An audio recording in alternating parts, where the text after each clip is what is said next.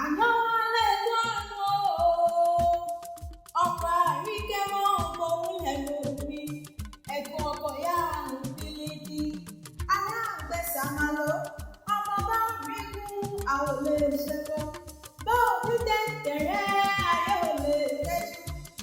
Àyànwálé o jáde lé bàbá tó bí ọlọ́gbọ́n òkò tẹ́lẹ̀ ilẹ̀ bò bá rẹ́ ní òun kò bá wá torí ẹni lọ nílé bàbá rẹ̀ Àjíbọ́lá Àjíbọ̀rọ̀ Àjíṣọlá owó màlẹ́jẹ́ gbogbo Onírèsé lé bàbá tó bí ọlọ́mọ ẹkùn ọkọ̀ yá àgbélébí irú mọ̀lẹ́jẹ́ Yorùbá mọ́ ọdún ìgbẹ́nu mi járẹ̀lẹ́ o járẹ̀lẹ́ yẹ̀yẹ́ tó bí ọlọ́mọ Ìkòyí ṣàníyàn ọmọ àṣeyà tó dàgbà ọba sọ́fún akọ òfin yòyò dàgbà ọba alẹ̀ nọ́bí lọ́lú ọfà Ìkòyí bàtà tí ó bá yàn ọfà náà ló balẹ̀ ló sì ìtàrùkù lálá dégbò ògbóròmọdò Ìkòyí lálẹ́ bí ọmọ àṣòro bá bí àgbà nílé yèyé rẹ̀ ní irú mọ̀lẹ́dẹ̀ Yorùbá.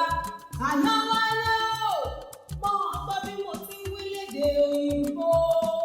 The sun rises in splendor, announcing the presence of a man whose name echoes wisdom and whose deeds uplift the heritage of our ancestors.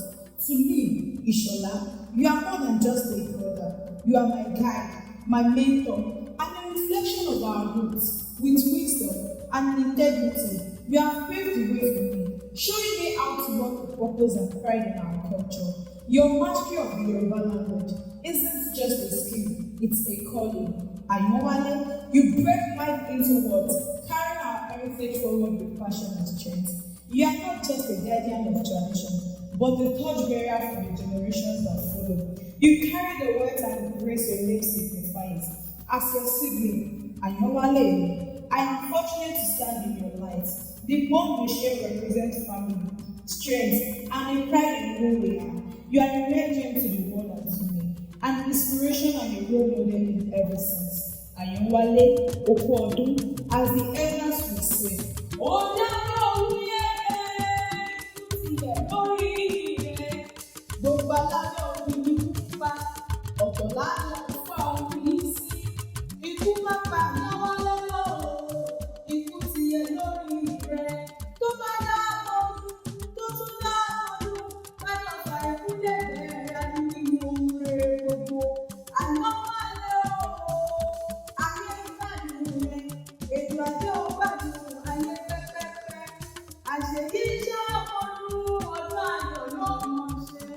Béèyàn kan bá pé ó bá ṣàmọ́dún, wí fún wọn pé ọdọọdún sáko òwe, ọdọọdún lè lu àwọn ọdọọdún rè pé so, ọdọọdún ló mọ̀ ọbẹ̀ nínú owó, nínú ọ̀nà, nínú àìtètè kú tí í ṣe lọ́lẹ̀ ọ̀rọ̀ fún mi.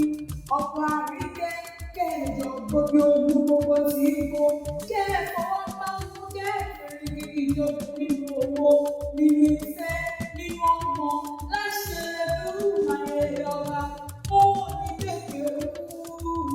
Àyànwálé ó ní tètè kú, olójú ọ̀la lójú rẹ̀, irú mọ̀lẹ́dẹ̀ Yorùbá, àṣèyí jẹ́ ọmọ àṣèyí jẹ́ ọmọ ọba ayọ̀ lọ́nà ṣe, amọ̀kẹ́lẹ̀ ní jẹ́ àbúrò Àyànwálé, ọmọ tí ló bá ṣe fún ìwà àwọn rẹ̀ sì ló bá ṣe lè ní wájú nílé bàbá tó bí wá lọ́mọ.